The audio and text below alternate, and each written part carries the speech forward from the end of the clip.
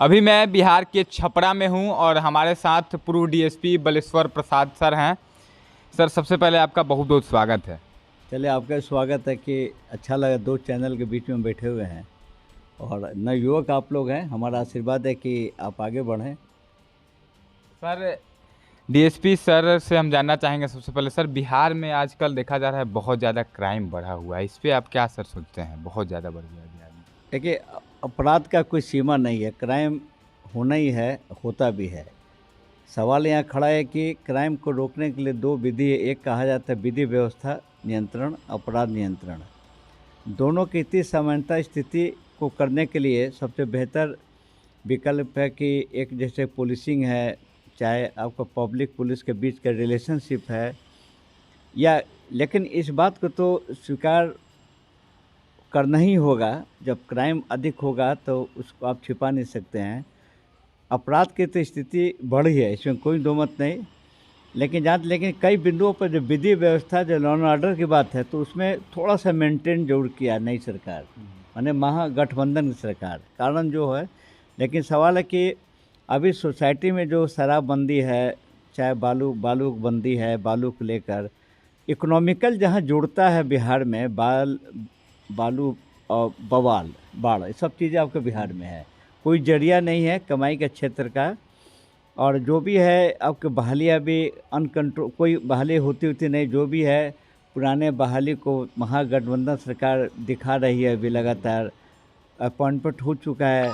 वो सब पॉलिटिकल बातें है, लेकिन इतना तय है कि अपराध बढ़ने के कारण सीधा रीजन उसमें है पुलिसिंग पर। इसलिए हम गिल्टी करते हैं कि एक तो पुलिस वाले जो सही काम, जो डिले और डिटेंशन दो शब्द है, तो डिले में करने में आजकल के बिहार पुलिस नंबर 1 आ गया है।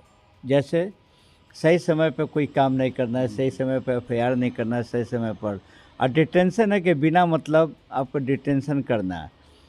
तीसरा कारण है कि जो अभी सूत्र जिसको बोलते हैं सूचना असूचना, सूचना उसको बोलते हैं कि जो आपको घटना हो जाने के बाद, असूचना उसको बोलते हैं तो गैदर द इंफॉर्मेशन, इंटेलिजेंस ही, जो आपको बिल्कुल ही गैप है बिहार में।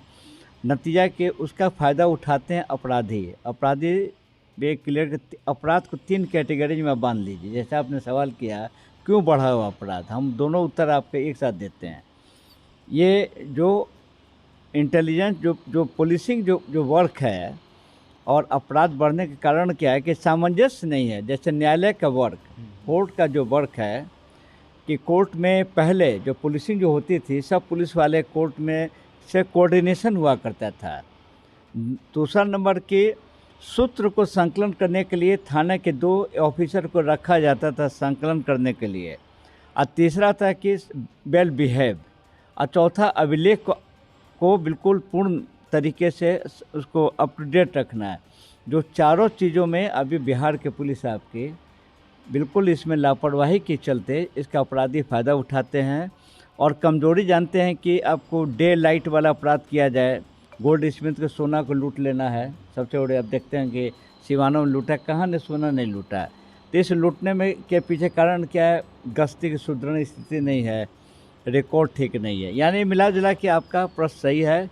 हम अपील भी करते हैं हमारे माध्यम से, अगर आप चैनल के माध्यम से हमारे डीजीपी साहब भी सुनते हैं अगर बिहार के, तो हम उनसे अपील यही करेंगे कम से कम जो सही समय पर समीक्षा हो, सही समय पर इंस्पेक्शन हो थाना का, सही समय पर एसपी साहब के रोल हो, ने सभी जो बिगड़ा हुआ चीज़ सही समय एफआईआर होना, सही समय पर सुपरविज़न करना, निर्णय सही करना। ऐसा ना हो कि थाना प्रभारी ने कुछ कर दिया और इंस्पेक्टर ने कर दिया। कई चीज़ें गैप हैं जो टोटल को साइमल्टेनियस जोड़ेंगे, इसी का गैप का फ़ायदा उठाते हैं अपराधी जो अपराध करते सर, हैं। पुलिस पे लगातार बिहार में आरोप लगता रहा है। देश की बात अभी नहीं, पहले बिहार की हम बात करते हैं कि लगातार बिहार पुलिस पर आरोप लगता रहा है कि बिहार पुलिस उन लोगों का काम पहले सुनता है जो पैसे वाले लोग हैं, और गरीबों के साथ अन्याय किया जाता है। हम लोग बहुत जगह पर घूमते हैं तो लोग कहते हैं कि हम गरीब थे, हम गए, हमारे बेटे की हत्या हुई, हम गए तो हमें भगा दिया गया, कहा कि आप जाइए, कल आइए, परसों आइए, और भगा दिया जाता है जब जाते हैं। और एक तरफ होता है जो कि अपराध करता है, अमीर होता है, मामले को दबा देता है, उनकी बात पहले सुनाता है। इस पे बारे में क्या कहिए? देखिए, इसके बारे में आरोप प्रत्यारोप का कोई सीमा नहीं है। ऐसी बात नहीं, बिहार पुलिस के बारे इतना, जैसा आपका प्रश्न है, उस प्रश्न के दायरे में बिहार पुलिस आती नहीं है। बिहार के पुलिस दायरे में वही आती है कि जो विजिबल, जो जिसमें राजनीतिक बातें हो जाती हैं, जो दिखाई पड़ता है, उसी में बिहार पुलिस वाले बदनाम हो जाते हैं। ऐसी बात नहीं है, काम भी बिहार वाले करते हैं, चार्जशीट भी देते हैं, स्पीडी ट्रायल भी होता है, लेकिन जहाँ तक जो इसी में कई अधिक जो एक्चुअल हम आपको बता रहे हैं कि हम चाहेंगे कि हमारी आवाज़ को और ऊंचा आप लोग डीजीपी साहब को टैग कीजिए आप। जो नए जो ट्रेनिंग जो एसआई जो आ रहा है, चाहे नया डीएसपी आ रहा है, उनको ट्रेनिंग सही मिलता उल्टा नहीं है। उन लोगों का ट्रेनिंग, कोई नया एसआई आएगा ज़िले में तो उनको कम से कम 2 साल ट्रेनिंग होनी चाहिए पुलिस मैनुअल के अनुसार। एसपी कराता होता नहीं, एसपी यंग देख करके उसके पोस्टिंग कर देता है, और जो चीज़ उसकी जो परिपक्वता होनी चाहिए, मैच्योर्ड, वो आपके ऑफिसरों में कमी है। इस बात को हम स्वीकार करते हैं। नतीजा जो आपने अभी कहा, जो मान लीजिए जिसको जानकारी नहीं, उसके सामने कोई एफआईआर लेके बैठ जाएगा तो उसको तो जानकारी भी नहीं है कि क्या इन्वेस्टिगेशन किया जाए। ऐसे ही नेग्लिजेंसी के कारण उस तरह के जो बातों को जनता या समाज में लोग समझता है कि ये है भाई, सच्चाई ये है। ऐसी बात नहीं है कि बिहार पुलिस वाले भी काम अच्छा करते हैं। सर आगे मैं जानना चाहूँगा सर, डीएसपी का कार्य क्या क्या होता है सर? देखिए, आपको डीएसपी के कार्य बड़ा अच्छा क्वेश्चन किया, बहुत लोग को बड़े, हम तो पहले बधाई देते हैं आपको कि इतना बड़ा क्वेश्चन आज सही सटीक पूछा है। हम शॉर्ट में समझाते हैं, शॉर्ट में 1 लाइन में 2 लाइन में। कोई भी थाने में एफआईआर दर्ज होता है, एफआईआर दर्ज होने के बाद उस केस में वो एफआईआर की कॉपी एसपी के पास जाता है। एसपी साहब उस केस के एफआईआर को देखकर उसको 2 भाग में बांट देते हैं। एक बांटते हैं एसआर केस विशेष, और एक आते हैं अविशेष non SR. Non SR cases के जो भी रिस्पॉन्सिबिलिटी इंस्पेक्टर जांच करता है, सर्किल इंस्पेक्टर या जहां नगर के इंस्पेक्टर हो।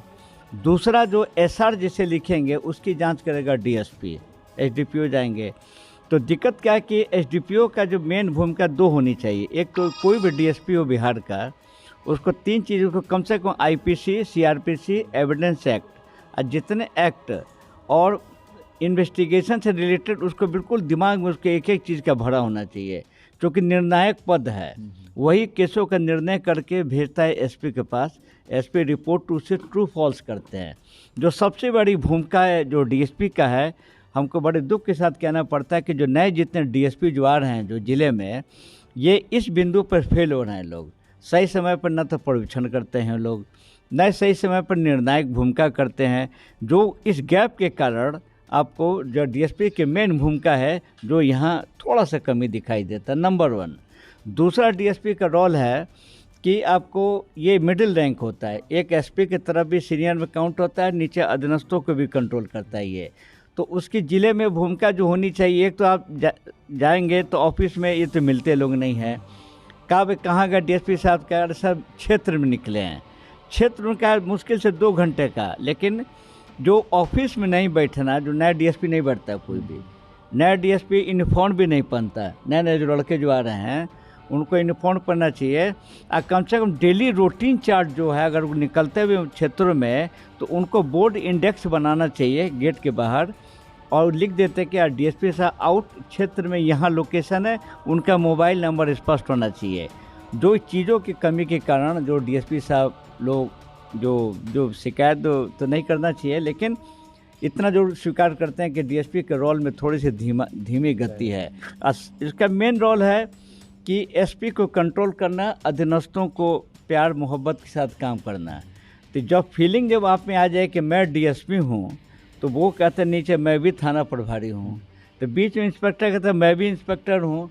तो ईगो जो बिहार पुलिस में चल रहा है, उधर एसपी साहब तो हैं ही, उधर डीआईजी साहब हैं, तो ईगोइस्ट जो नेचर अभी आपको बिहार पुलिस में जब से नीतीश जी हैं, जो अभी जो है नीतीश जी में एक तो डिफेक्ट अच्छाई क्या है, ये ब्यूरोक्रेट पे कोई बोलते नहीं है, कानून अपना काम करेगा। नतीजा क्या है कि आपका जो डीजीपी को जिस तरीक़े से अंकुश रखना चाहिए, ये प्रेजेंट डीजीपी साहब है, ये अंकुश रख नहीं पाते हैं। ये पहला हम खुद बोलते हैं कि डीजीपी साहब का ट्रांसफ़र रिटायरमेंट दिसंबर में होने वाला है, ये जल्दी से चले जाएं, इनकी जगह दूसरा को तेज तरार डीजीपी आवे, तब आपको जो आपकी कही बात को सत्य होगा, और सब डीएसपी का सारा अधिकारी आपको सही काम करेगा। अब थोड़ा सा हम देश की तरफ बढ़ेंगे। एक बहुत बड़ा मुद्दा अभी सर चल रहा है श्रद्धा और आफ्ताब का, जो कि मर्डर हुआ है लड़की का, श्रद्धा नाम की लड़की का। सर उस मामले में नार्कोटिक्स कहा जा रहा है, उस नार्कोटिक्स होता क्या है सर? देखिए, कोई भी अपराधी को जब पुलिस वाले पकड़ते हैं तो सबसे पहले केस का विवेचनाधिकारी इन्वेस्टिगेशन ऑफिसर जो हो तो उसका स्टेटमेंट लेता है, उसका बयान लेता है। तो इसको 161 सीआरपीसी उठा के पढ़ेंगे, कॉमन चीज़ है।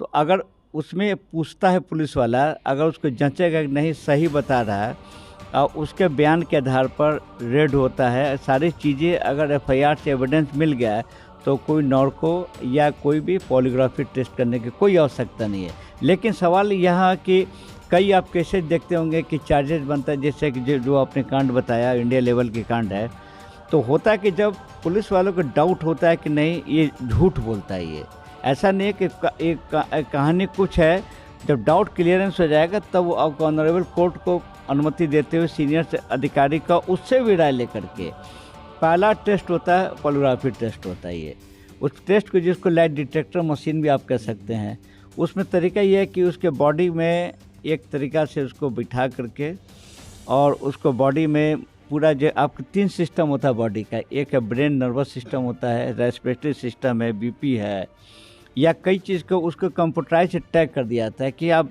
क्वेश्चनों के जब बौछार होगा तो समय वो ये सेंसेशन से और उसके ये कंपन से आंकड़ा लगाया जाता है कि इस पॉइंट पे झूठ बोलता है। उसी झूठ के अनुसार तो एक अनुमानता लगाया जाता है, क्योंकि वो तो कोमा स्टेज में है, वो तो उसको ये नहीं है, तो उसके कंपन से ग्राफिकल से पता चलता है कि कितना झूठ बोलता है ये। इसको पहला टेस्ट बोलते हैं लाइट डिटेक्टर मशीन से पॉलीग्राफी टेस्ट है। अगर इसमें भी अगर लगा कि नहीं ये इसमें भी बहुत चतुर चालाक अपराधी होते हैं, तब इसके बाद तब ये नार्को टेस्ट की तरफ जाते हैं। नार्को टेस्ट को किसको कहते हैं? नार्को टेस्ट को कहते हैं कि सबसे पहले अपराधी को उसको 2 चीज़ का यूज़ किया जाता है। क्या किया जाता है यूज? सबसे पहले इंजेक्शन उसको दिया जाता है। इंजेक्शन दे करके उसको बेहोश में कोमा में लाया जाता है। इतना कोमा में लाया जाता है कि वो ना अभी उसको याददाश्त या वो उठ नहीं सकता, समझ नहीं सकता, बोल नहीं, पैरेलल करके बिल्कुल उसको रख करके नार्को टेस्ट में तब उससे क्वेश्चन पूछा जाएगा।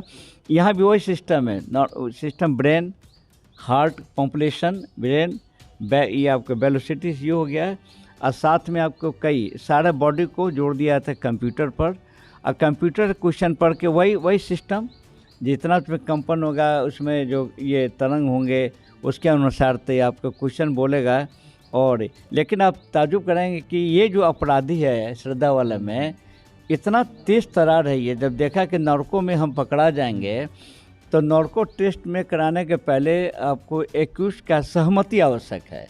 ये न्यायालय के पास गया, न्यायालय उसने कहा ना सर कि नहीं सर हम स्वीकार करते कि अपराध मैंने किया, हत्या मैंने किया, तो नार्को से बच गया।